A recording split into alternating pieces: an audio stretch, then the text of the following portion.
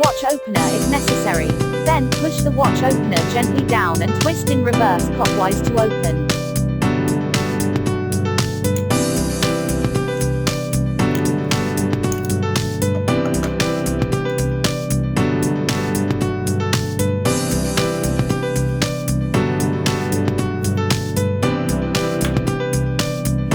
Remove old battery and insert the new battery.